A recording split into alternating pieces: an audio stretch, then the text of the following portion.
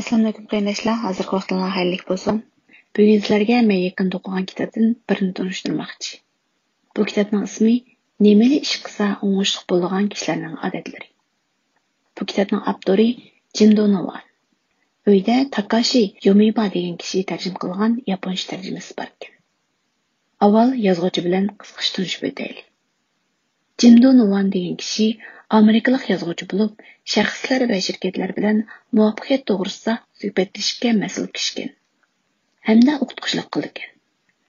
Bu kishi kitobning tunishtirish qismida bu kitobda o'ttir qo'yilgan fikrlar men o'zimning turmushida ishlatib kelgan usullardan kelgan. Bu nazariyaviy kitob emas.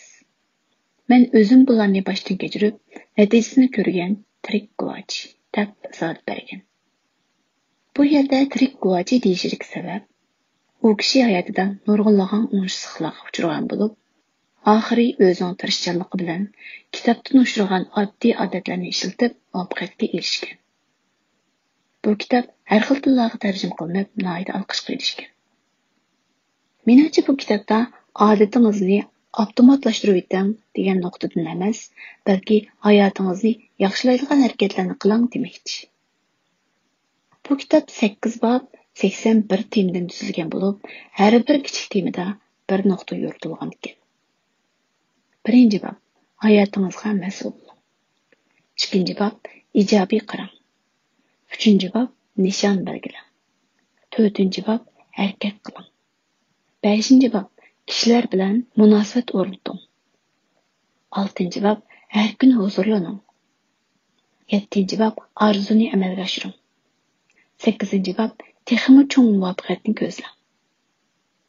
Bugun birinchi babdagi o'zim yaxshi ko'rgan nuqtalarni sizlar bilan o'rtoqlashmoqchi. Bu babda 8 kichik tema bor ekan, shulardan 4-ni tushuntirib o'tay. Birinchi, o'zingizning talaylik ekanligingizni tanlang. Nurg'unlagan kishilar baxt va talayni sirtdan izlaydi. Amaliyotda bu ikkisi kishilar har qachon tanlay oladigan narsa. Talaylik yoki talayish ekanlikni tanlay oladigan odam o'zimiz. Siz har qanday hodisani erkin analiz qila olasiz. Ya'ni o'zingizning kuchiga ishonmay, sababni tashqi muhitga ortib, talaysiz yashashni tanlay olasiz. Yoki bo'lmasa, shu nachar muhitga eslab olmay, ishlarni yaxshiroq ko'rib, baxtli bo'lishni tanlay olasiz. Balkim o'zimizning qo'ldan kelmaydigan ishlardami o'zingizni shunchalik talaysiz qilgan vaqtingiz bo'lgandir. Masalan, boshqalarning bahosi, havo rayining o'zgarishidanmi sizga xushallikni boshqa birisi emas, o'zingiz bera olasiz. Ikkinchi, o'zingizni ham hozirgi holatingizni e'tirof qiling. Hozirgi ahvolim boshqacha bo'lgan bo'lsa, natijam boshqacha bo'ladi. Yomg'ir yog'magan bo'lsa, mijozim yaxshi bo'ladi degandek o'ylamang. Biz o'zimizda bo'lgan muhitni qabul qilishni o'rganmasakmi bo'lmaydi. Talaylik odam yomg'ir yoqqan muhitni o'zgartirolmaydiganligini biladi. Lekin shuningga qarata qanday muomala qilishni biladi. Ondan yana o'zimizni qabul qilishimiz kerak. Balkim ko'p vaqtlarda munchalik pulim bo'lgan bo'lsa, boshqacha bo'ladi. Yana 5 kilo urug'lagan bo'lsam, yaxshi bo'ladi degandek o'ylab olsak, o'zimizning olg'a ilgirlash yo'lini to'sib olamiz. Shunga ortiqchilik va kamchilikimizning hammasini qabul qilsak, bu bizning xushal-xuram o'tishimizga eng cho'ng qadam bo'lib qoladi. Uchinchi, o'zgartirilmaydigan narsalarni qabul qiling. Atrofimizda sharoit hozir bo'lsa, men muvaffaqiyat qozonaman deydigan kishilar bor.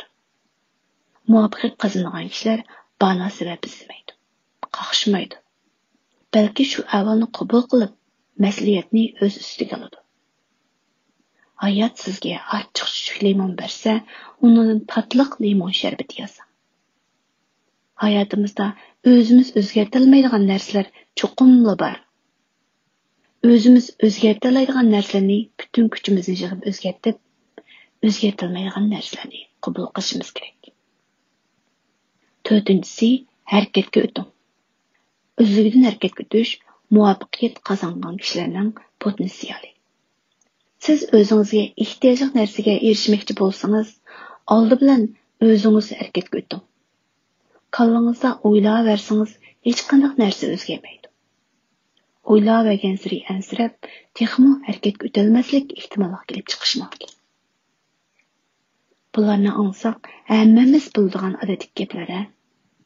Lekin shu ishlarni qilib maqmaq ham bir boshqa chiqmaq xeyli ko'p kuchlab qiladi. Muvaffaqiyat qozongan kishilarning siri dal shu oddiy ishlarni qila olganlik uchun bo'lsa kerak. Amsi bugun mush yergacha bo'lsin, yoqtirgan bo'lsangiz, ambarlab qo'yasiz. Rahmat. Keyin qadim ko'rishaylik, amon bo'linglar.